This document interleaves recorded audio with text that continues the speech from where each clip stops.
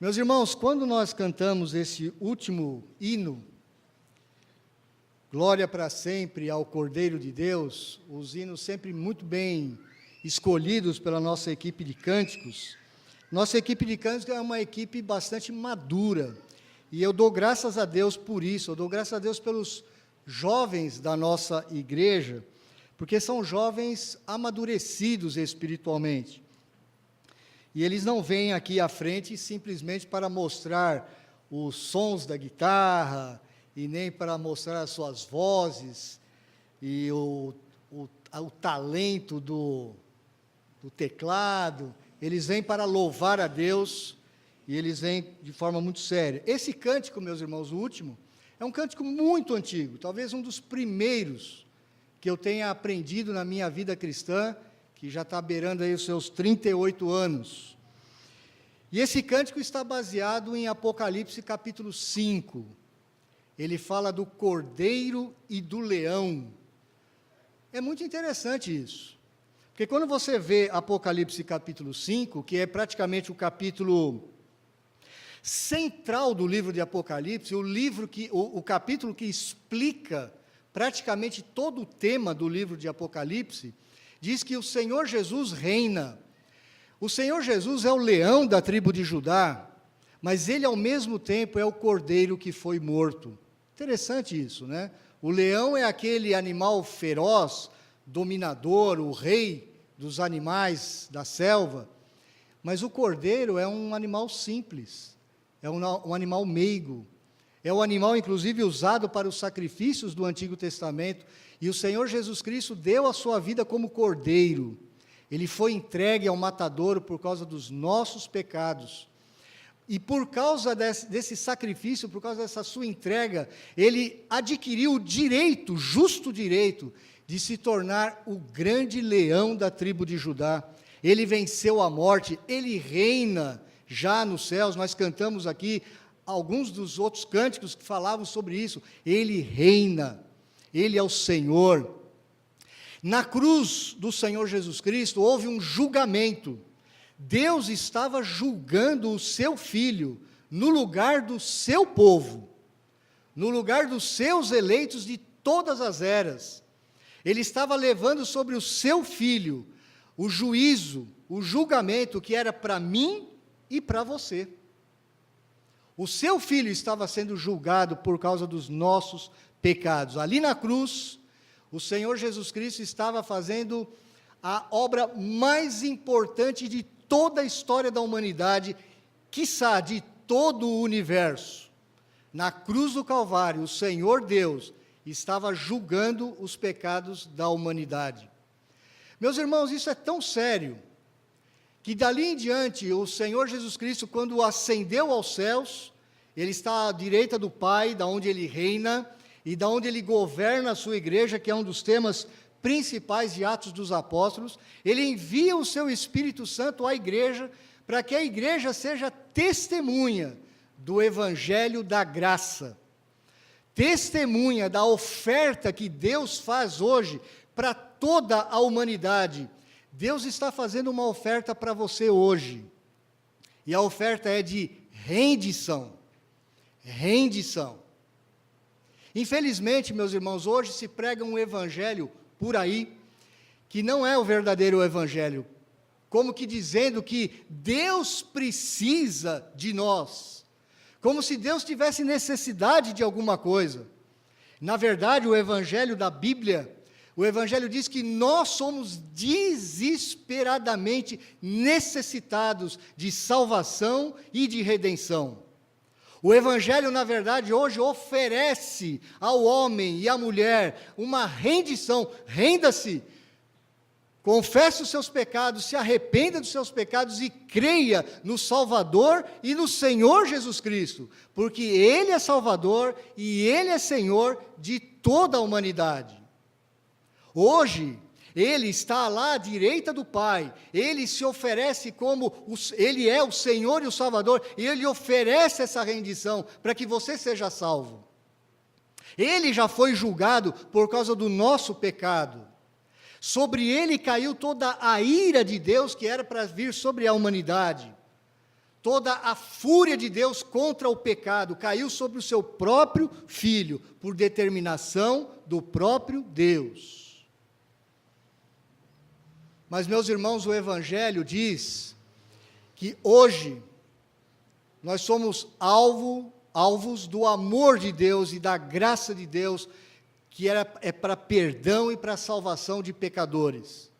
Mas um dia, esse Senhor Jesus, que está habitando no alto dos céus, que está à direita do seu Pai, ele vai voltar à terra, mas agora como o juiz de toda a terra.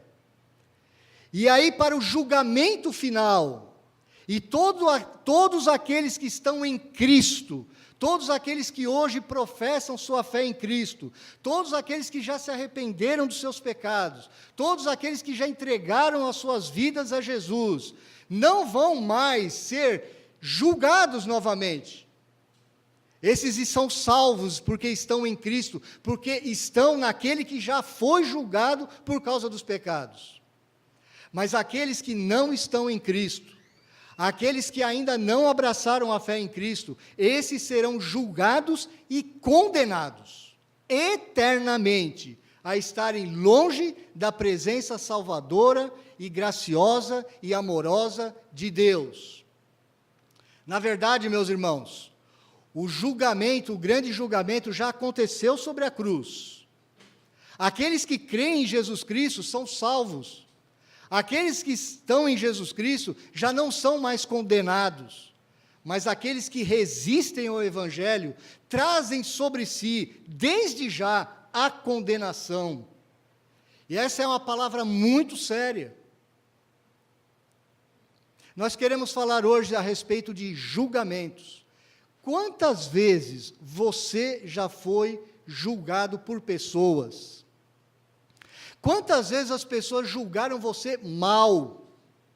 Ou quantas vezes você foi vítima de críticas muito fortes a respeito da sua pessoa e como você reagiu a essas críticas?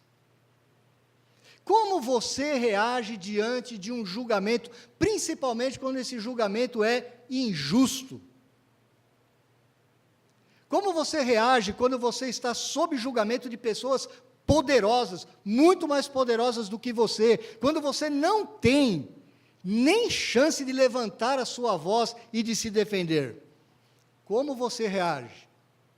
Nós vamos falar hoje sobre um julgamento, que de várias formas são um julgamento muito injusto. Nós vamos ver sobre isso. Mas nós vamos ver que o Evangelho do Senhor Jesus Cristo, ele é tão poderoso, o próprio Senhor, que o Evangelho, ele julga os juízes da terra. Ele julga os juízes da terra. Para isso, eu quero convidá-los a abrirem suas Bíblias em Atos, capítulo 24. Atos, capítulo 24.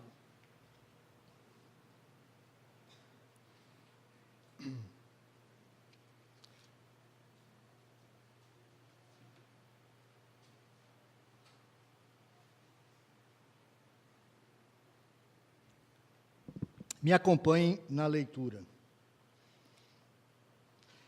5 dias depois, desceu o sumo sacerdote Ananias, com alguns anciãos e com certo orador chamado Tértulo, os quais apresentaram ao governador Líbelo contra Paulo.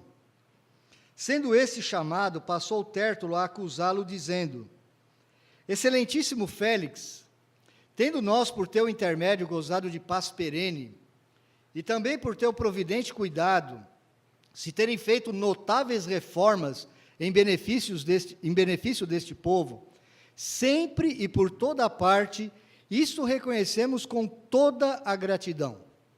Entretanto, para não te deter por longo tempo, rogo-te que, de conformidade com a tua clemência, nos atendas por um pouco.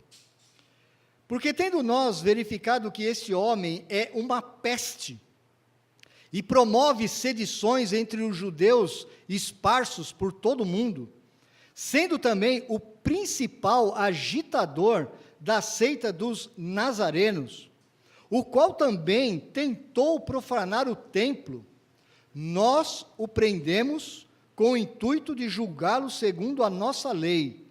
Mas, sobrevindo o comandante Lísias, o arrebatou das nossas mãos com grande violência, ordenando que os seus acusadores viessem à tua presença.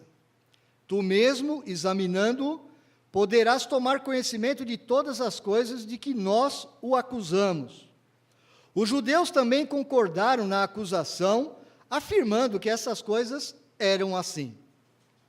Paulo, tendo-lhe o governador feito sinal que falasse, respondeu: sabendo que há muitos anos é juiz desta nação, sinto-me à vontade para me defender, visto poderes verificar que não há mais de 12 dias desde que subi a Jerusalém para adorar, e que não me acharam no templo discutindo com alguém, nem tampouco amotinando o povo, fosse nas sinagogas ou na cidade. Nem te podem provar as acusações que agora fazem contra mim. Porém, confesso-te que, segundo o caminho, a quem chamam seita, assim eu sirvo ao Deus de nossos pais, acreditando em todas as coisas que estejam de acordo com a lei e nos escritos dos profetas, tendo esperança em Deus, como também estes a têm, de que haverá ressurreição, tanto de justos como de injustos. Por isso, também me esforço por ter sempre consciência pura diante de Deus e dos homens. Depois de anos, vim trazer esmolas à minha nação e também fazer oferendas. E foi nesta prática que alguns judeus da Ásia me encontraram já purificado no templo, sem ajuntamento e sem tumulto, os quais deviam comparecer diante de ti e acusar, se tivessem alguma coisa contra mim. Ou estes mesmos digam que iniquidade acharam em mim, por ocasião do meu comparecimento perante o Sinédrio, salvo estas palavras que clamei, estando entre eles: hoje sou eu julgado por vós acerca da ressurreição dos mortos.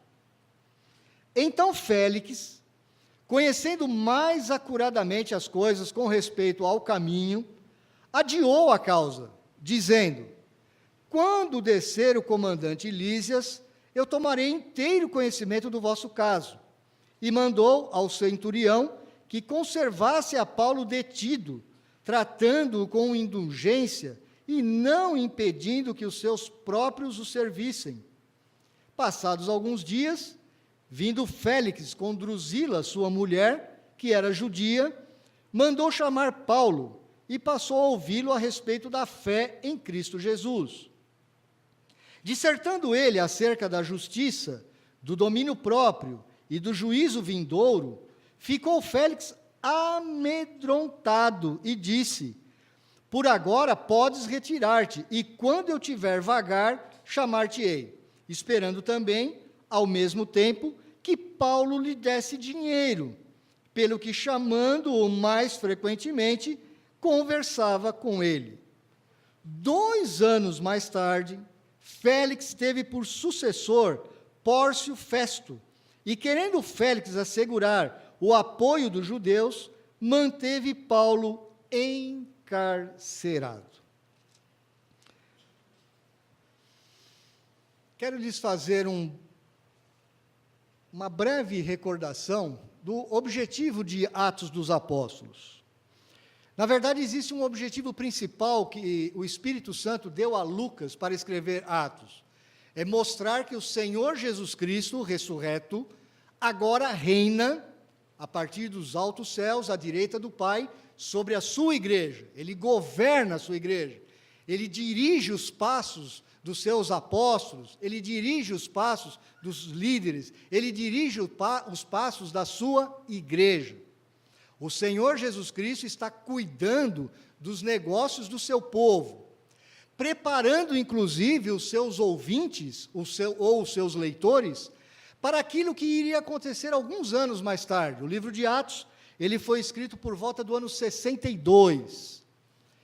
No ano 64 e 65, Nero César inflige uma terrível perseguição aos judeus habitantes de Roma, aos cristãos que habitavam em Roma, melhor dizendo.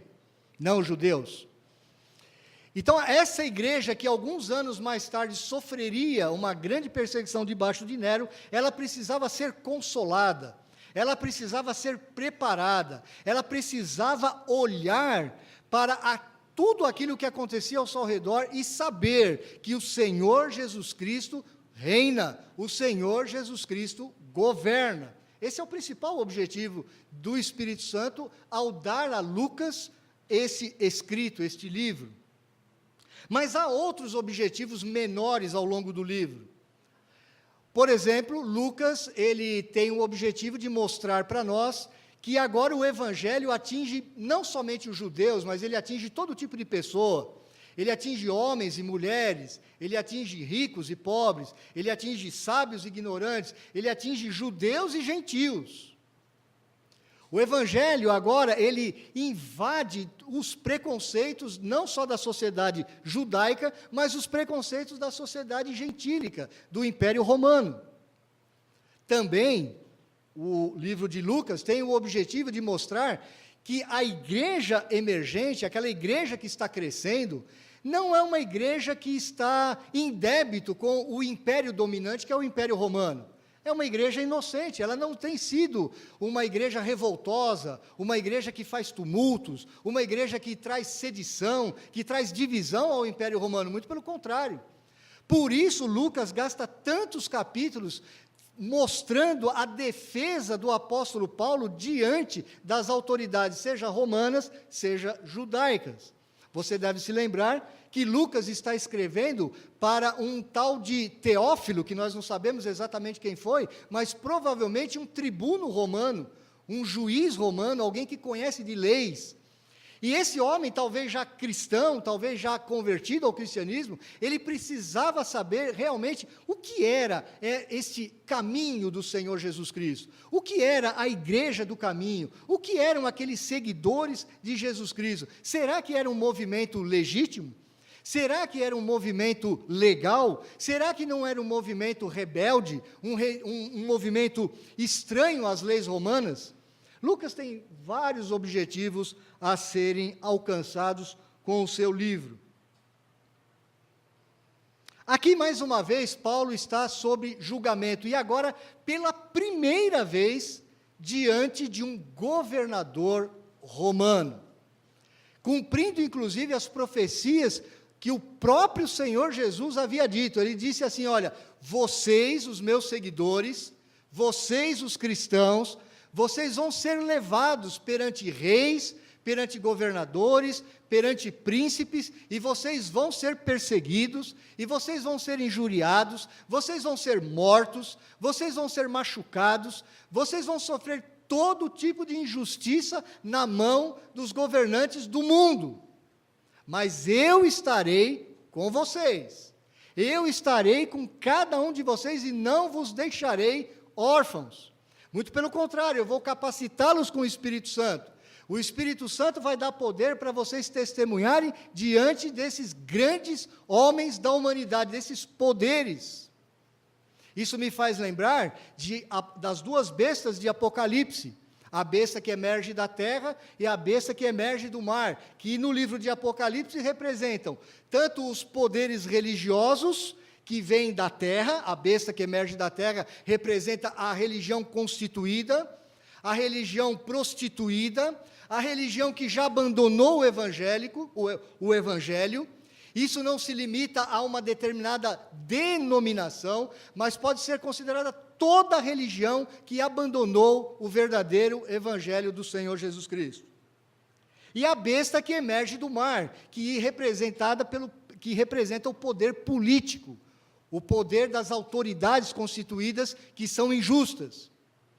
Isso me faz lembrar também de algo que, quando Deus criou o homem como um rei no jardim do Éden, para cuidar do Éden e para proclamar a sua imagem, para mostrar a sua glória para toda a humanidade, o Adão, ele era como se fosse um rei sacerdote. Ele era um rei que deveria manifestar a glória do seu Deus. Ele era um rei que deveria governar sobre as coisas criadas, e ele deveria ser um rei justo, um rei santo. E esse sempre foi o objetivo de Deus para todos os poderes públicos constituídos. Nesse texto, você vai ver que não só o poder religioso, representado aqui pelo sacerdote Ananias e pelos representantes do Sinédrio que foram a Cesareia, mas também os poderes políticos representados aqui por esse governador Félix, eles estão corrompidos. Eles aqui, os dois, representam a besta que emerge da terra e a besta que emerge do mar de Apocalipse. Esse texto, esse capítulo, nos mostra também que o sofrer por Jesus não era só uma situação que Paulo enfrentava. Muitos outros cristãos estavam sofrendo perseguição. E muito ainda ia acontecer nos anos seguintes. A grande perseguição aos cristãos em Roma, debaixo de Nero, e a grande perseguição por volta do ano 98, debaixo do imperador Domiciano, que se espalhou não só em Roma, mas se espalhou por todo o Império Romano, inclusive na Ásia.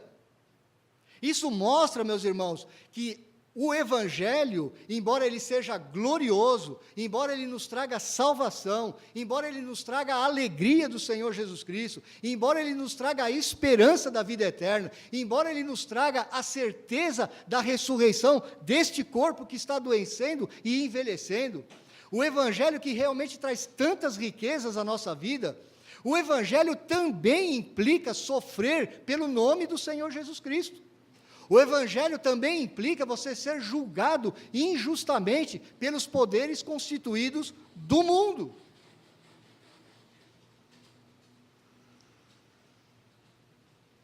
Esse é o contexto do capítulo 24 e é importante que você tenha isso na sua mente.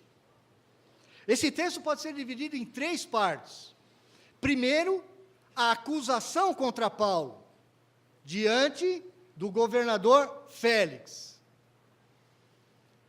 Os judeus, os representantes do Sinédrio, provavelmente, na sua maioria, saduceus, porque os fariseus já haviam inocentado Paulo, porque Paulo cria na ressurreição, eles contrataram um advogado, um tal de Tértulo, que o nome, que é um nome romano, é um nome latino, diz que ele era um judeu, provavelmente de origem grega, e que conhecia as leis romanas, falava no latim. E, portanto, ele foi contratado para fazer a acusação contra o apóstolo Paulo. O Tértulo, ele começa com uma... É interessante você ver isso, eu não tenho tempo, infelizmente, para mostrar para você todos os detalhes do julgamento, ele é muito interessante, o julgamento em si, eu não tenho como mostrar esses detalhes para vocês, senão eu gastaria nisso praticamente mais meia hora. O Tértulo, ele começa com uma introdução que era muito comum nos julgamentos da época, muito comum aos advogados. Eles começavam fazendo uma apresentação, como se fosse uma adulação ao juiz, como que querendo ganhar a simpatia do juiz. Só que o Tértulo, ele está tão mal intencionado, que ele faz uma adulação muito superior ao que era normal na época. Ele gasta, dentro do seu discurso, quase 40% de todas as palavras ditas nesse processo de adulação, de ganhar a simpatia do Félix. E o pior, ele fala um monte de inverdades, um monte de mentira. Eu gostaria que você olhasse o texto, para que você acompanhasse essas grandes inverdades, as grandes injustiças da acusação do advogado. Ele começa então lá no versículo 2, excelentíssimo Félix, é uma palavra técnica que usava-se para se aproximar de um juiz. Nós, por teu intermédio, temos gozado de paz perene e também, por teu providente cuidado, se terem feito notáveis reformas em benefício deste povo, sempre, por toda parte, isso reconhecemos com toda gratidão. Meus irmãos, a gente precisa conhecer um pouco a história para você saber quanta mentira tem aqui. Sabe quem era Félix? Félix é um caso, assim, quase que raro no Império Romano, ou mesmo na Antiguidade. Félix foi um governador da Judéia, e por isso ele ficava em Cesareia, que era a capital política da Judéia, extremamente corrupto. Ele havia sido um escravo. Ele não era de linhagem nobre. Ele não fazia parte daqueles grandes líderes romanos. Ele não tinha história dentro do poder romano, dentro da política romana. Ele tinha um irmão chamado Palas, que por alguns motivos lá do passado era amigo pessoal do imperador atual, que era Cláudio. Então Palas intercedeu junto ao imperador Cláudio para que fosse dando libertação a Félix. Félix era um escravo. Félix ele tinha uma mentalidade de escravo, embora ele aqui era um governador da Judéia, ele era um representante do Império Romano, mas ele tinha a mente e o coração de um escravo romano da época. Félix era um homem promíscuo. Ele já estava aqui no seu 3º casamento. Sabe como é que ele conseguiu casar com Drusila? Ele praticamente roubou Drusila de um outro rei da região, próxima à Judéia. Para isso, ele consultou um mago, um feiticeiro de Chipre.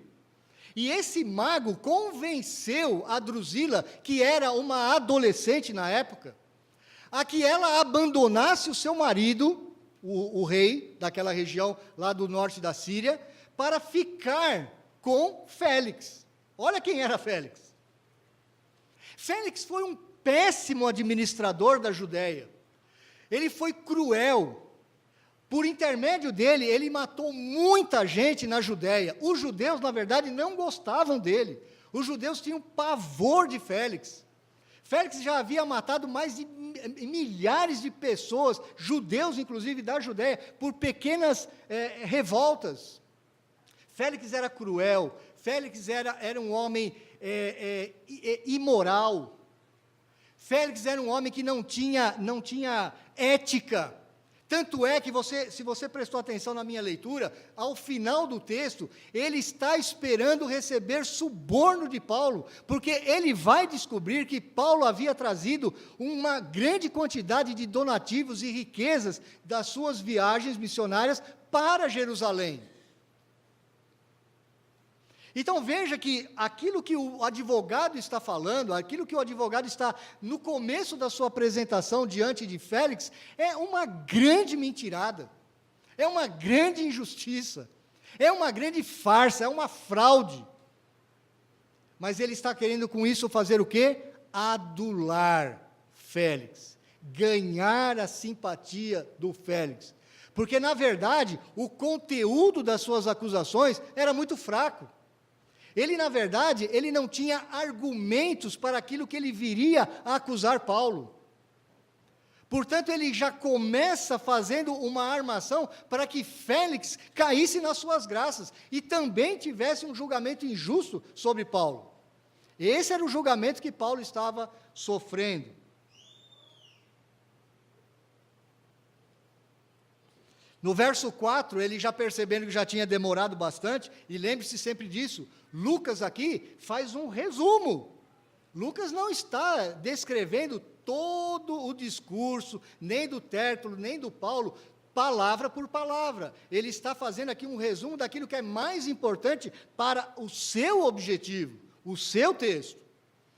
Então, descobrindo o Tértulo que já estava demorando demais naquela bajulação, ele diz no verso 4, entretanto, para não te deter por longo tempo, rogo-te que, de conformidade com a tua clemência, e ele não era clemente, nos atendas por um pouco, porque tendo nós verificado que esse homem é uma peste. A palavra aqui, no original, ela significa uma pessoa que espalhava rebelião. Sabe aquela pessoa que está sempre espalhando confusão no meio do povo? Essa é a palavra peste. Ela claro que perdeu o sentido. Nós, quando entendemos peste, nós entendemos como uma questão de saúde pública, né? Uma contaminação. Mas a palavra no original aqui grego não tinha esse significado ainda. Tinha o sentido de ser um agitador, um revolucionário, alguém que espalhava problemas dentro do Império Romano. Por que ele começou com esse assunto? Porque ele queria sensibilizar Félix, o governador. Olha, ele está tentando desestabilizar a paz romana. E a Pax Romana era uma das coisas mais importantes para os romanos. Era muito importante para os romanos aquele império gigantesco, aquele império de mais de 2 trilhões de quilômetros quadrados, que englobava o Mediterrâneo, boa parte da Ásia, norte da África, toda a Europa conhecida. Eles dominavam uma grande parte do mundo, foi um dos maiores impérios do mundo, se não o maior império do mundo, segundo alguns historiadores. Ele estava, então, querendo desmoralizar Paulo. Olha, eu vou falar logo de cara que o Paulo é uma peste, porque o governador vai ficar com isso na sua mente. A segunda acusação que Tértulo, o advogado, faz contra Paulo é que ele promove sedições entre os judeus esparsos por todo o mundo. Ele não só está agitando em Jerusalém, ele está agitando em todas as áreas do mundo, onde os judeus estão espalhados. E isso era grave para Roma. Depois ele faz uma outra acusação, a partir do verso 6, ou melhor, ainda no verso 5, sendo também o principal agitador da seita dos nazarenos. Aqui, ele quer dar a entender que há uma religião, uma seita, dentro do judaísmo, chamada seita dos nazarenos, que ainda não era muito conhecida pelos líderes romanos, e ele quer desmoralizar Paulo. Ele quer mostrar que a religião de Paulo era uma pequena seita, e que ele era um agitador, e isso era grave. Isso era grave para os romanos. Isso não tinha a ver simplesmente com religião, mas tinha a ver com pessoas que criavam problemas no Império Romano. Mas não parou por aí. Ele também diz no verso 6, o qual também tentou profanar o templo. Isso para Roma era importante. Por quê? Porque Roma havia dado para os judeus uma certa autonomia na administração do templo.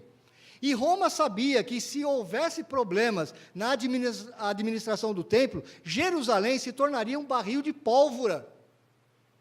E o governador Félix já tinha problemas administrativos. Ele não queria arranjar mais outro. Então, meus irmãos, o que a gente vê nessa acusação do advogado contra Paulo é injustiça, inverdades, coisas escusas, fraudes, tudo julgando o servo do Senhor.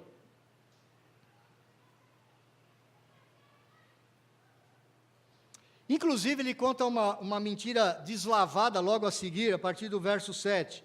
Ele diz assim, olha, nós tínhamos, no verso 6 ele diz assim, a gente queria julgá-lo conforme a nossa lei.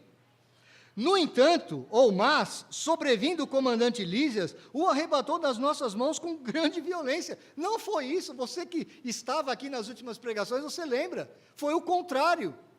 A multidão e depois o sinédrio, eles queriam imprimir violência contra Paulo e matar Paulo.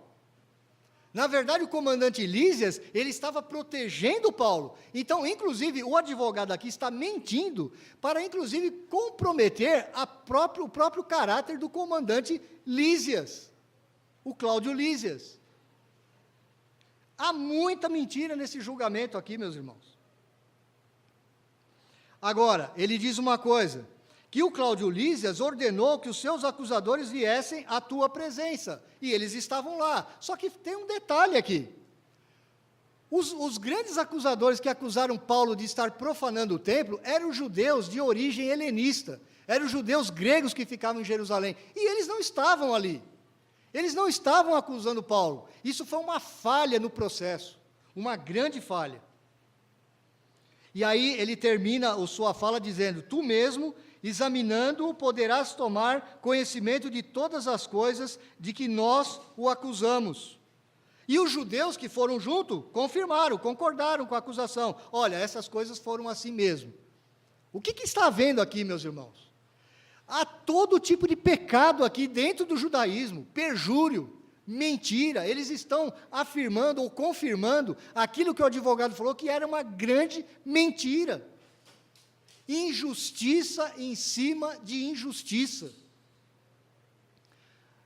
Meu irmão, eu lhe pergunto, quando você está sendo avaliado ou julgado, talvez nunca por uma autoridade tão grande como um governador daquela época, ou um governador dos nossos dias, como você reage? Como você se sente diante de tantas injustiças, de tanta fraude, de tanta mentira? O evangelista Lucas, ele está querendo nos mostrar que isso vai acontecer com a igreja cristã por todo o sempre. Meus irmãos, os poderes do mundo, sejam eles religiosos ou sejam políticos, eles sempre estão corrompidos. Eles trazem a marca de Adão. Eles trazem a marca da fraude, da mentira, do engano, da bajulação, dos interesses escusos. Os judeus, eles queriam a aprovação de Félix. Por quê? Porque havia interesses, inclusive, para a sua sobrevivência, como Sinédrio. Os governadores da Judéia, o governador Félix, eram aqueles que decidiam quem ia ser o sumo sacerdote em Jerusalém, no templo. Ananias era um corrupto. Ananias era um sacerdote corrupto. Ananias foi ali para se defender. Pensa bem, um sacerdote, um sumo sacerdote, sair de Jerusalém e andar 100 quilômetros e ir para Cesareia para participar de um julgamento como esse. Ele tinha interesses pessoais. Ele tinha interesse de ser bem visto pelo governador Félix. Ele tinha interesse que calassem a boca de Paulo para sempre. Meus irmãos, quando Deus levantou homens no passado para serem reis, sacerdotes, era para esses homens estarem trazendo a justiça, a verdade, a retidão. Isso para Deus é muito importante, muito importante. Não é uma coisa de pequena importância. E aqui agora nós estamos vendo aquele que deveria ser a alta instância, a alta corte, o maior poder religioso que Deus havia estabelecido lá no passado, a partir do ministério de Moisés, que deveria trazer justiça, que deveria trazer retidão, que deveria trazer santidade, sendo injusto, mostrando a falha humana, mostrando a falha dos reis desde Adão. Também, o Espírito Santo está querendo nos mostrar aqui que só existe um rei e um sacerdote justo e verdadeiro em tudo que falou e em tudo que fez, que é o próprio Senhor Jesus Cristo, a quem Paulo seguia e servia.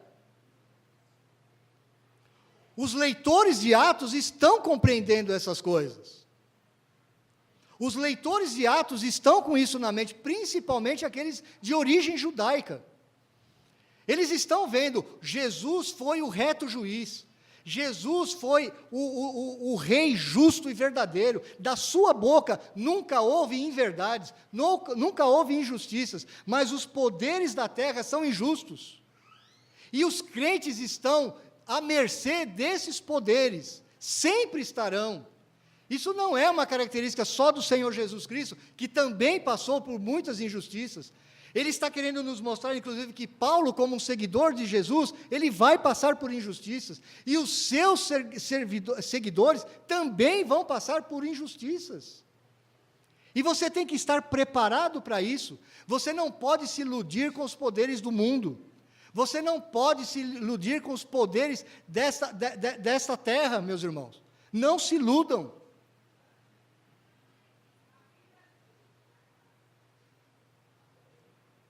Hoje nós temos uma divisão no Brasil entre direita e esquerda.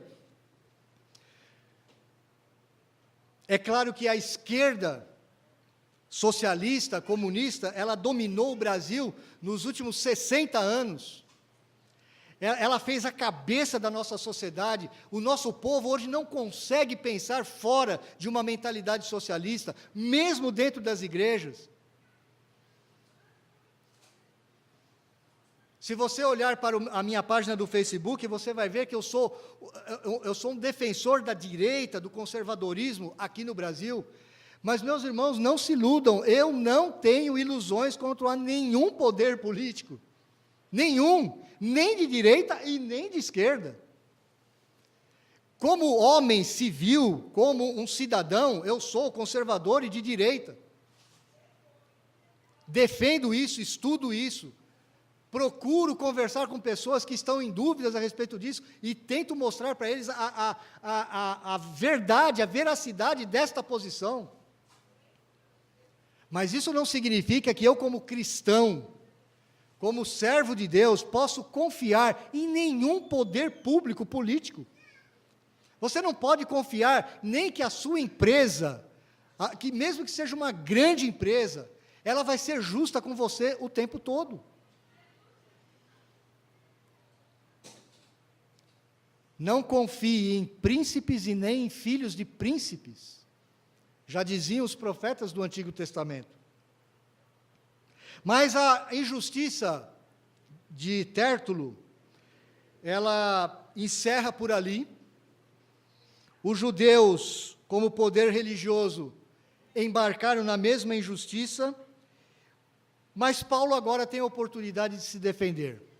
Talvez Félix, olhando para aquela peça de acusação, ele não tenha visto realmente nenhuma prova prática, nenhuma prova material, que pudesse acusar Paulo, que pudesse tornar Paulo condenável. E Paulo, então, começa a sua defesa. Ele faz a mesma coisa que Tértulo, veja que isso era uma prática do julgamento. Ele também faz uma aproximação com Félix. Ele também faz uma chamada de simpatia de Félix para a sua causa. Mas veja como Paulo é sucinto. Paulo não fica adulando, ele não fica bajulando. Ele diz assim, Paulo, verso 10, tendo-lhe o governador feito sinal que falasse, respondeu, sabendo que há muitos anos é juiz desta nação, isso era uma realidade, sinto-me à vontade para me defender, visto poderes verificar que não há mais de 12 dias desde que subi a Jerusalém para adorar. Então, Paulo não ficou adulando. Paulo falou uma verdade, eu sei que você é juiz e você tem capacidade para julgar a minha causa. Até porque, existe um outro detalhe aqui, que eu vou lhes falar com um pouco mais de ênfase ao final. Drusila, a esposa de Félix, a jovem e esposa de Félix, ela era de origem judaica, ela era judia. Ela era filha de Herodes Agripa I, ela era neta de Herodes Antipas, aquele que matou Tiago. Ela conhecia o que era o judaísmo, ela conhecia a respeito do Evangelho, ela já tinha ouvido falar. Ela não tinha boa reputação, ela já estava no seu segundo marido, ela havia abandonado o primeiro, ela teve uma infância e adolescência difícil, bastante difícil, ela era uma mulher muito bonita, segundo os historiadores, mas ela era uma mulher interesseira. Drusila já havia ouvido falar do Evangelho, provavelmente já tinha influenciado seu próprio marido, Félix. Por isso Paulo sabe que Félix tem condições de julgá-lo. Félix não é um completo ignorante, por isso a palavra de Paulo. Agora, Paulo, ele diz uma coisa aqui muito interessante. Olha, faz 12 dias que eu cheguei em Jerusalém, 12 dias, fez 5 dias para os judeus saírem de Jerusalém e chegarem lá em Cesareia, 5 dias, então quer dizer que Paulo ficou só 7 dias em Jerusalém, isso já é um dado importante, meus irmãos. Como é que alguém em 7 dias vai se tornar um rebelde, um agitador, um líder de facção, em 7 dias? Numa cidade grande como Jerusalém, que abrigava gente de todas as partes do mundo, que vinham para adorar. O Félix deve ter ouvido aquilo e falou assim, é difícil, hein? O cara em 7 dias fazer tudo o que esses judeus estão fazendo, difícil. Mas ele continua a sua defesa. Ele diz assim, olha, você pode verificar que eu vim em Jerusalém para adorar. Ele nem fala das suas ofertas, que ele veio trazer para a igreja pobre de Jerusalém. E no verso 12, e que não me acharam no templo discutindo com alguém, nem tampouco amotinando o povo, fosse nas sinagogas ou na cidade. Realmente, Paulo não visitou nenhuma sinagoga. Paulo não foi ao templo para fazer encontros. Ele não fez nenhuma aparição pública. Paulo só foi ao templo para fazer os seus rituais de purificação, porque ele havia estado no meio dos gentios, era necessário, segundo a lei, para entrar no templo, ter um período de purificação. Foi isso que Paulo fez durante aquela semana. E Félix, com certeza, conhecia todos esses detalhes. Porém, no verso 14, ele diz: confesso-te que, segundo o caminho a que chamam seita, assim eu sirvo ao Deus de nossos pais. Olha, aquela seita dos nazarenos, que também é conhecida como aqueles do caminho, na verdade, é a mesma continuação da religião judaica. Na verdade, o que os judeus estão me acusando é uma grande mentira. Nós, seguidores de Jesus Cristo, nós somos o verdadeiro judaísmo. Porque o Senhor Jesus havia sido prometido por todo o Antigo Testamento. O Antigo Testamento só tem sentido porque ele aponta para Jesus Cristo. Jesus Cristo é o cumprimento do verdadeiro judaísmo. Jesus Cristo é o verdadeiro Adão. Jesus Cristo é o verdadeiro Israel. Jesus Cristo é o verdadeiro rei. Jesus Cristo é o verdadeiro sacerdote. Jesus Cristo é o verdadeiro profeta. Ele é a raiz de Davi, ele é aquele que realmente reina agora sobre todos, ele é o grande prometido por todos os profetas do Antigo Testamento, e nós somos seguidores dele, por isso nós somos chamados os seguidores do caminho. Nós adoramos o mesmo Deus dos nossos pais, o Deus de Israel, o Deus do Antigo Testamento, é o Pai de nosso Senhor e Salvador Jesus Cristo. É isso que Paulo está explicando. Paulo está evangelizando, na verdade, Félix e todos aqueles que estão o ouvindo.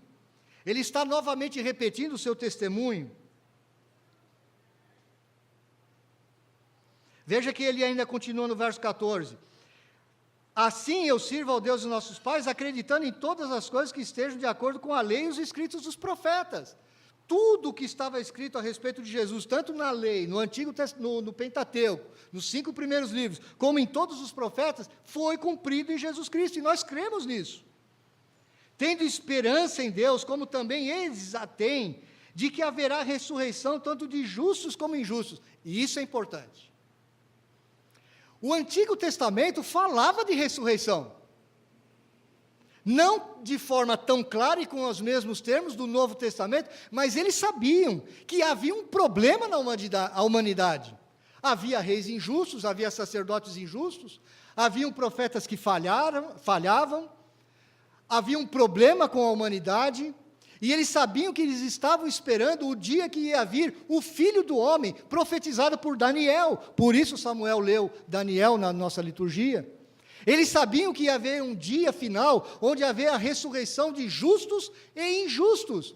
Havia justiça na terra e havia injustiça na terra. Há julgamento. Há um julgamento que está por vir. E Paulo está alertando aqueles homens e aquela mulher, Drusila, sobre isso. Isso é importante. E olha, lá no Antigo Testamento, eles criam nisso. Eu estou falando a respeito disso, por que eles estão achando estranho? Eu estou falando de ressurreição de mortos. Eu estou falando que tanto os justos como os injustos vão ressuscitar dentre os mortos. Essa é uma realidade que vai se tornar mais clara no livro de Apocalipse. Os incrédulos que hoje estão mortos sem Cristo, eles um dia vão ressuscitar, eles vão ter os seus corpos ressuscitados. E eles vão ser lançados no inferno pelo próprio Senhor Jesus Cristo, para toda a eternidade. Esse é um ensino bíblico, real, verdadeiro, que tem perdido a sua posição na pregação do Evangelho nos dias de hoje. Ninguém gosta mais de falar do inferno, ninguém gosta mais de falar de julgamento, ninguém gosta mais de falar que os injustos, eles também ressuscitarão, mas por horror eterno, para condenação eterna, estarão para sempre, por toda a eternidade, longe da presença de Deus, longe da graça de Deus, longe do amor de Deus, vivendo em angústia, um inferno eterno. Isso é terrível, mas isso faz parte da mensagem do Evangelho. Nós não podemos negar, não podemos deixar de falar. Nós falamos isso com dor no coração, porque sabemos que muitos dos nossos amigos, muitos dos nossos familiares, muitas pessoas que nós conhecemos ao longo da nossa vida, vão ter esse destino horrível, terrível. E Paulo está falando disso aqui. Os injustos vão ressuscitar dentre os mortos, mas os justos também vão ressuscitar dentre os mortos. Os crentes em Cristo da nossa época vão ressuscitar dentre os mortos. Eles vão ter os seus corpos ressurretos. E eles vão estar na presença do Senhor Jesus Cristo, como nós cantamos, por toda a eternidade. O Cordeiro de Deus que tira o pecado do mundo. Nós vamos para sempre dar glórias ao Cordeiro que tira o pecado do mundo. Belo hino, bem escolhido pela equipe de louvor da nossa igreja.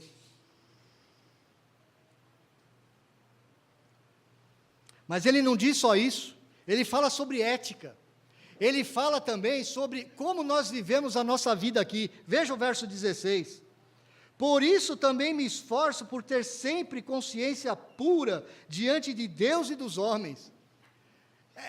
Essa frase ele já havia dito em uma determinada ocasião passada, eu tenho uma consciência pura de que eu estou falando toda a verdade de Deus para vocês, eu não estou escondendo nada. Eu estou falando de todo o direito de Deus, de toda a vontade de Deus, de tudo aquilo que Deus determinou que fosse falado. Eu estou com a minha consciência tranquila, eu estou com a minha consciência pura, e eu estou completamente consciente que estou servindo ao Senhor do Antigo Testamento, ao Deus e Pai de nosso Senhor e Salvador Jesus Cristo.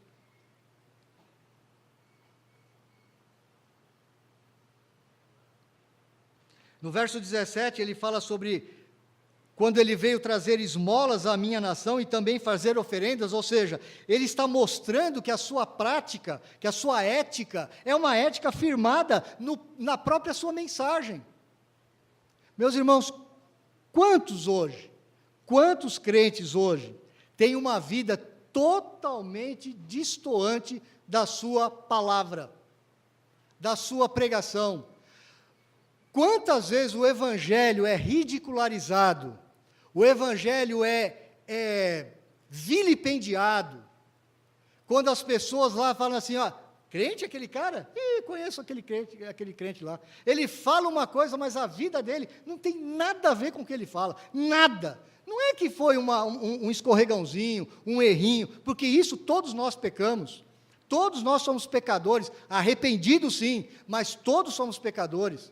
Não há um justo sequer, não há quem entenda, não há quem busque a Deus. Se não for a graça e a misericórdia de Deus, nem eu e nenhum de vocês estaria aqui nessa noite.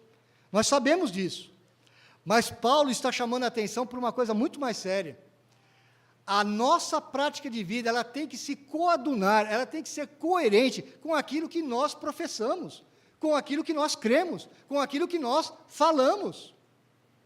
Quantos crentes hoje têm vidas completamente distantes da vontade de Deus? Quantos líderes, quantos pastores, quantos líderes de igreja vivendo vidas completamente distantes da vontade de Deus, da prática cristã? Paulo está falando aqui, olha, eu estou agindo conforme eu estou pregando. Vocês podem testemunhar, tragam os acusadores, falem alguma coisa de mim, que se não foi aquilo que eu falei, o que eu fiz foi o que eu falei.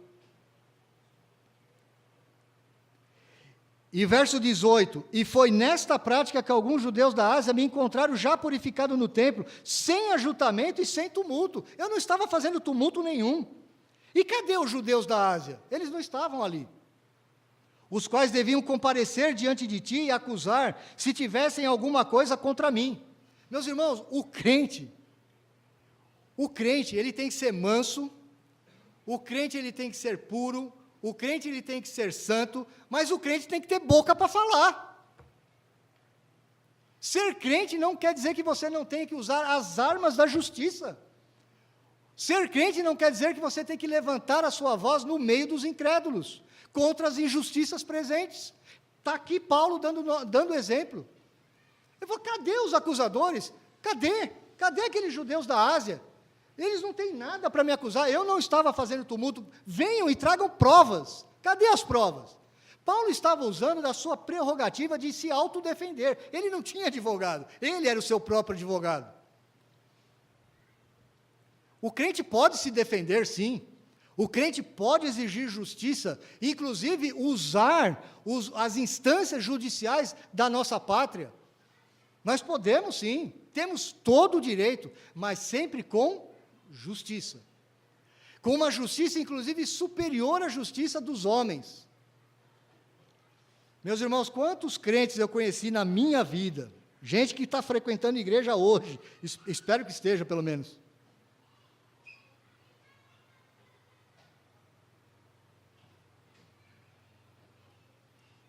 O camarada chega na igreja, levanta as mãos, louva a Deus, canta e faz um monte de coisa. Quando chega na segunda-feira, ele trata a empregada doméstica como se fosse a ninguém. Injusto, rouba o salário da empregada, falsifica a carteira de trabalho. Patrões crentes pagam um salário miserável para os seus empregados. Como é que uma pessoa pode ser crente fazendo esse tipo de coisa? E crente quando é empregado que rouba o patrão?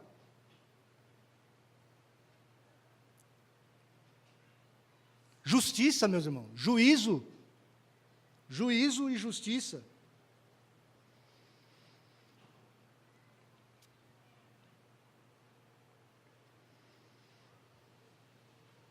Mais uma vez no verso 21, no finalzinho, Paulo fala: hoje sou eu julgado por vós acerca da ressurreição dos mortos. A nova criação tão esperada desde a antiguidade, desde Daniel, desde Ezequiel, desde Isaías. Isaías falou tanto sobre a nova criação. Joel falou do derramar do Espírito Santo, que começaria uma nova criação. Nós somos a igreja da nova criação, nós que temos o Espírito do Senhor. Nós que vivemos esta nova criação, não mais em Adão, agora nós estamos em Cristo. Ele estava falando exatamente sobre isso. Olha, eu estou sendo julgado por uma coisa que os profetas falaram o tempo todo, que nós esperaríamos que aconteceria, agora já está acontecendo. A nova criação já nasceu, ela está se desenvolvendo. O Senhor Jesus Cristo reina lá nos céus, e nós, a sua igreja, vivemos aqui na terra a nova criação. O que Paulo está sempre falando na sua teologia, meu irmão, você hoje vive como uma nova criatura, de uma nova criação. Você não é mais filho de Adão.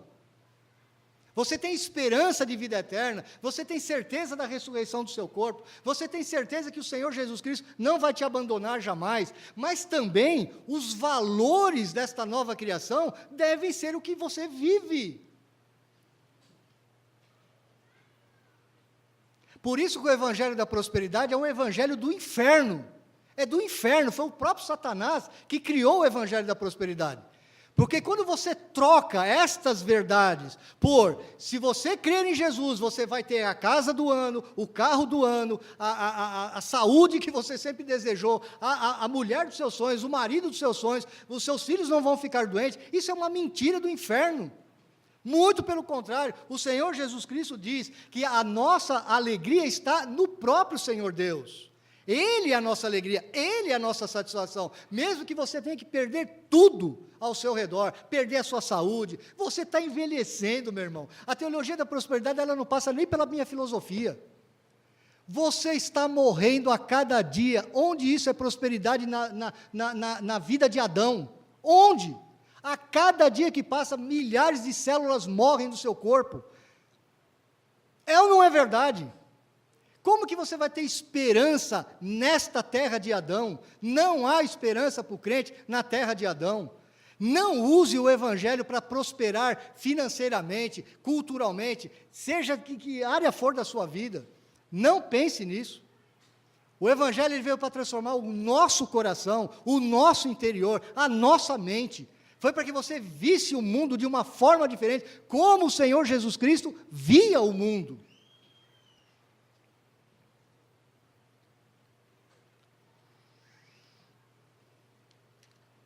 Mas agora Paulo vai estar, ele fez a sua defesa, o Félix não achou problema nenhum em Paulo, O Félix ele estava andando em duas mentes, é o que a gente chama de mente dividida.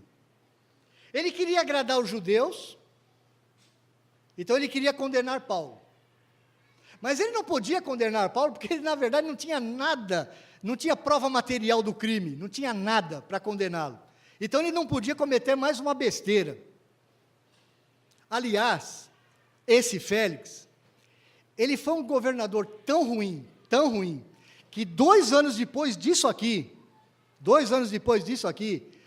Nero César, que ficou no lugar de Cláudio, ele tira o Félix lá da Judéia, falou: Félix, volta aqui para Roma, que você está fazendo muita bobagem ali. Inclusive, foi na administração dele que preparou uma revolta dos judeus que vai acontecer lá no final da década de 60, quando os judeus são destruídos, dizimados, expulsos. O templo é destruído de uma vez por todas e nunca se construiu. O que você vê hoje na televisão é só o Muro das Lamentações, o que sobrou daquele templo. Esse foi Félix. Então ele ficou ali na dúvida: o que eu faço? E outra, ele era interesseiro, ele queria dinheiro de Paulo. Ele esperava que Paulo fosse suborná-lo. Eu queria fazer um parênteses aqui também. Quanto crente pego em coisas erradas, um simples ser parado na estrada. Você é parado na estrada e você descobre que aquela coisa que a gente nunca dá importância, o extintor de incêndio está vencido. Você não lembrou do extintor de incêndio? Aí o guarda fala assim: olha, eu vou ter que dar uma multa para você. Ô, seu guarda, vai uma cervejinha aí? Ainda fala em cervejinha. Suborno. Eu não tenho tempo para te explicar todos os detalhes, mas esse julgamento, meu irmão, tem tanto pecado aqui acontecendo, tanto pecado dos 10 mandamentos, estão quebrando todos. Esse é o Félix. No verso 22 diz assim: então Félix, conhecendo mais acuradamente as coisas com respeito ao caminho, adiou a causa, dizendo: olha, quando descer o comandante Lísias, o Cláudio Lísias, eu tomarei inteiro conhecimento do vosso caso. E mandou ao centurião que conservasse a Paulo detido, tratando com indulgência, com carinho, com cuidado, não impedindo que os seus próprios o servissem. Passados alguns dias, vindo Félix com Drusila, sua mulher, que era judia, mandou chamar Paulo e passou a ouvi-lo a respeito da fé em Cristo Jesus. Interessante. Drusila era, como eu lhes falei, era a filha de Herodes Agripa I, aquele que mandou matar Tiago, aquele que foi comido por vermes, quando Deus mandou uma maldição sobre ele. Se você quiser ver sobre isso, depois você vai lá caminhar pelo capítulo 10 de Atos dos Apóstolos. Drusila estava temendo as coisas, porque ela conhecia o que aconteceu com seu avô e com seu pai. E ela instruiu o Félix, o seu marido: olha, eu quero que você traga esse homem, eu quero ouvir mais dessa mensagem do caminho. Eu quero ouvir mais. Eu estou preocupada. E eles foram lá. E realmente, eles passaram a ouvi-lo a respeito da fé em Cristo Jesus. No verso 25, é um verso-chave, diz: dissertando ele acerca da justiça, domínio próprio e do juízo vindouro de novo. Ficou Félix amedrontado e disse: por agora podes retirar-te, e quando eu tiver vagar, chamar-te-ei. Meu querido irmão. Todo mundo sabia quem era Drusila.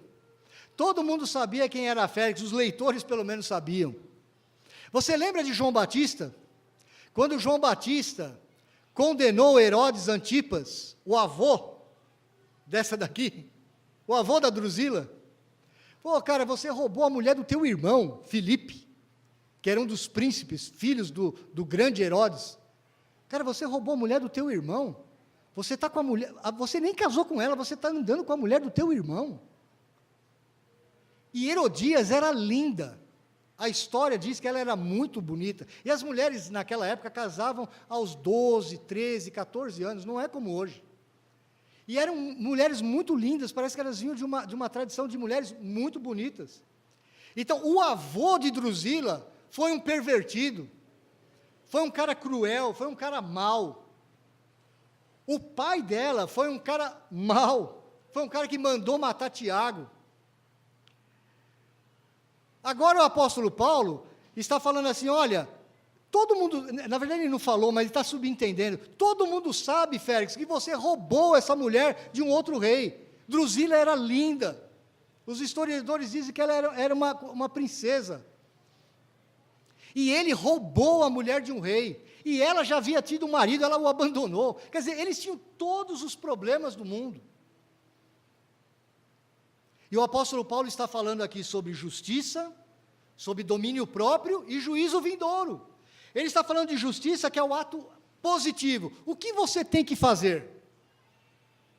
Nós sabemos, meus irmãos, que ninguém vai ser justificado por atos seu mesmo. Suas boas obras não lhe justificam. Ninguém vai poder chegar diante de Deus e falar assim, Deus, olha, eu fiz muita coisa errada, mas eu fiz umas coisas boas, está valendo? Não, não vai valer. Mesmo que você tenha sido um santo ambulante, as tuas boas obras não vão servir de nada. Você é justificado tão somente pela justiça que há em Cristo Jesus, só. É pela graça, mediante a fé em Cristo. Mas Paulo está falando aqui não só dessa justiça salvadora, ele está falando da prática da justiça, do que você deve fazer como um crente em Cristo, como um filho de Deus, como um servo de Deus. Mas ele não fala só do que você tem que fazer, ele fala daquilo que você não deve fazer. Por isso ele usa domínio próprio, que era uma expressão que na época eles conheciam, era a contenção sexual. Olha, vocês não devem ficar trocando de marido e mulher como vocês estão fazendo. Vocês estão trocando de marido e mulher todo momento. Vocês roubam marido e roubam mulher uns dos outros. Vocês não têm controle, vocês não têm domínio próprio. E hoje, mais do que nunca, nós precisamos falar isso para os crentes. Quanto crente consultando pornografia na internet, meu irmão? Quantos? As estatísticas dizem que 70% de todos os homens, todos, regularmente consultam pornografia na internet. E os crentes, pior, não estão longe dessas estatísticas. Quanta gente tirando a santidade do casamento, abandonando o marido ou abandonando a esposa por pouca coisa, incompatibilidade de gênios, e por tantos outros motivos banais, prostituição, o sexo dominando a mente e o coração das pessoas. Hoje, inclusive, as mulheres estão consultando pornografia na internet também. As pessoas estão perdendo o controle sobre as suas paixões. Hoje falta domínio próprio na igreja do Senhor Jesus Cristo. Paulo estava falando sobre isso. Paulo, na verdade, estava acusando aquele casal. Vocês não têm demonstrado na vida de vocês nenhum controle sobre as suas paixões. Vocês querem aquilo que querem, na hora que querem, do jeito que vocês querem. Quantos crentes hoje, talvez não na área sexual, traçando planos para a sua vida pessoal, que só querem dizer as suas paixões pessoais. Você nunca fez uma pergunta para Deus, Deus, como é que eu posso glorificar o teu nome com esse plano, com esse projeto, com essa atitude, com esse bem que eu vou comprar?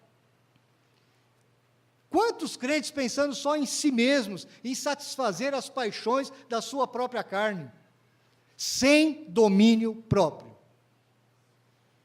Mas Paulo não para aí. Ele de novo fala, juízo vindouro, vai vir um juízo.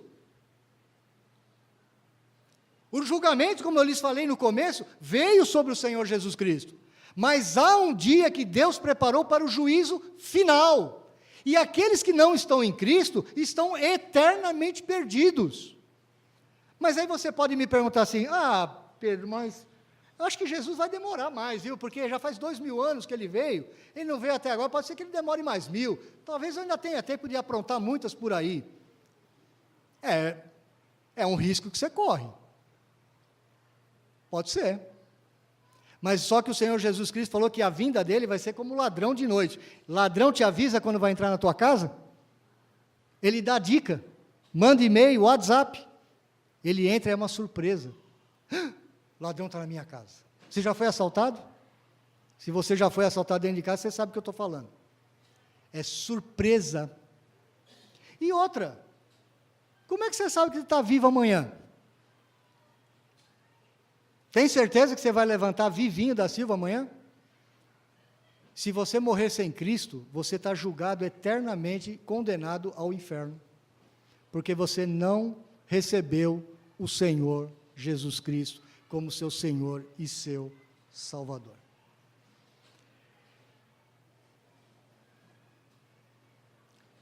Meus queridos amigos, se há algum amigo aqui não cristão, Félix e Drusila, pelo que parece no texto, não aceitaram a mensagem de Paulo. Eles postergaram. Olha, o Félix disse, uma outra hora eu te ouço. Num outro momento eu vou ter ouvidos para você. Ele ficou amedrontado, diz o texto. Ele ficou apavorado, porque ele se sentiu culpado. Mas só se sentir culpado não adianta nada. Você precisa entregar a sua vida ao Senhor. E foi isso que Félix e Drusila fizeram. Não se sentiram muito culpados, ficaram amedrontados, mas não tomaram nenhuma iniciativa. Permaneceram na sua vida de pecado. Deixa para depois. Deixa para depois.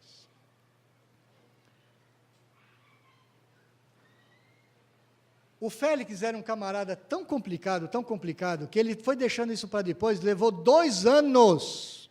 E sabe por que levou 2 anos? Porque um julgamento não podia demorar mais do que 2 anos, ele tinha que resolver antes de 2 anos. Só que no 2º ano, ele foi trocado, o Nero chegou e falou assim, vem para cá, você não serve não. Você ainda tem mentalidade de escravo. O que um historiador romano chamado Tácito disse na sua obra, que Félix era um rei que governava com a mentalidade de um escravo. E nunca mais você vai ouvir falar de Félix na história bíblica. Eu quero lhe perguntar para você hoje, depois que você ouviu que o Evangelho, na verdade, é que julga os príncipes deste mundo, o Evangelho, na verdade, é que julga os poderes religiosos deste mundo. Será que você está julgando a sua religião pelo Evangelho? Essa pergunta é importante. Você pode virar para mim e falar assim, mas Pedro, eu tenho uma história de religião. Eu sou religioso há tanto tempo, eu sou da igreja A, B, C, D, E, F. Você pode mencionar qual que você quiser. Eu não estou falando de igreja para você. Eu até agora nem mencionei o nome presbiteriana. Mencionei? É a primeira vez agora. Só como título de exemplo. Você pode falar assim, mas eu tenho as minhas tradições, eu tenho a tradição da minha família, dos meus pais. Olha, eu tenho uma história religiosa. Você já julgou a sua religião pelo Evangelho da Palavra de Deus? Você já julgou? Porque eu acabei de te mostrar que o Evangelho, ele julga religião e julga o poder público. Ele julga todas as autoridades. Você tem trazido o Evangelho, que é o único que pode te salvar, para julgar a tua própria vida? Quem está julgando você? Você já viu quando alguma pessoa fala mal de você? E às vezes até uma mentira, até que não é verdade. E você lá por dentro fala assim, que raiva, eu pego esse camarada, eu vou me vingar. Algumas vezes nós somos levados a isso. Mas, meu irmão, se você crer no Evangelho, sabe o que você vai falar? Você vai falar assim, rapaz, esse cara não sabe nada de mim. Eu sou bem pior do que isso que ele está pensando. Eu sou muito pior, você não conhece o meu coração, nem eu mesmo conheço. O verdadeiro crente, meu irmão, ele não tem autojustiça. Ele é julgado pelo Evangelho. Por isso que Paulo falava assim, olha, nem eu me julgo a mim mesmo. Quem me julga é o Senhor, é a sua palavra, é o seu Evangelho. Eu quero te perguntar hoje, se você não é crente, quem que está julgando a sua vida hoje? É a religião? É alguma autoridade? É algum interesse próprio? É o dinheiro? É o sexo? É a fama? É a sobrevivência? O que é que julga as tuas atitudes, o teu coração, a tua mente? Se você é uma pessoa que se diz crente e está confuso a respeito da sua fé, eu lhe pergunto: o seu evangelho, o evangelho da Bíblia, está julgando a sua vida? Você está se pautando por esta verdade do evangelho? Você percebe que Paulo não faz muita defesa pessoal, ele usa o evangelho, ele usa a sua prerrogativa de pregador do evangelho. Qual é a sua situação hoje diante deste julgamento do evangelho? Isso é muito sério, meu querido. Isso pode definir o teu destino eterno, a tua alma. Eu amo pregar a palavra de Deus. Eu amo estudar a Escritura. Eu amo ser pastor, embora não seja pastor, o Samuel me chama, mas ainda não sou pastor ordenado. E na igreja presbiteriana, você só é pastor quando você é ordenado. Eu ainda não sou. Eu amo esse ministério. Mas eu quero confessar para os irmãos, essa é a minha maior preocupação. Eu estou diante de hoje, talvez 30, 35 pessoas, não sei, não contei. E às vezes eu fico me perguntando, será que não tem ninguém aí caminhando para o inferno? Tranquila e felizmente? E eu não quero ser culpado jamais, jamais, de ter deixado de falar a verdade para você. Arrependa-se dos seus pecados e peça que o Senhor Jesus Cristo o julgue por meio desta palavra, por meio deste evangelho. Porque esse evangelho, ele julga reis, sacerdotes, príncipes e poderes. Vamos orar. Pai, entregamos a nossa vida diante do Senhor e pedimos que o Senhor faça a tua obra de convencimento pelo teu Espírito Santo. Nós sabemos que é o teu Espírito que convence o homem do pecado, da justiça e do juízo. E nós falamos exatamente disso aqui hoje. Nós falamos de pecado, de justiça e de juízo. E por isso eu peço que o teu Espírito Santo esteja convencendo aqueles que ainda não te conhecem, aqueles que estão caminhando a passos largos para o inferno, que eles possam ser convencidos de que o Senhor Jesus Cristo é o único Rei sobre toda a terra, e que o Evangelho do Senhor é que julga as nossas vidas, e que eles possam render as suas vidas ao Senhor, que eles possam entregar as suas vidas nas tuas mãos. E aqueles, ó Deus, que estão acostumados com a igreja, estão acostumados a frequentarem a igreja, mas que ainda não conhecem o Senhor Jesus Cristo, que ainda não têm a alegria da salvação nos seus corações, que eles possam, da mesma forma, entregarem as suas vidas àquele que julga retamente todas as coisas. Ó Espírito de Deus, convence os corações, porque esta tarefa eu não posso fazê-lo. A tua palavra foi pregada, e agora eu peço que o teu Espírito esteja aplicando a tua palavra ao coração de cada homem e mulher que aqui ouviu esta mensagem. Eu oro em nome de Jesus. Amém.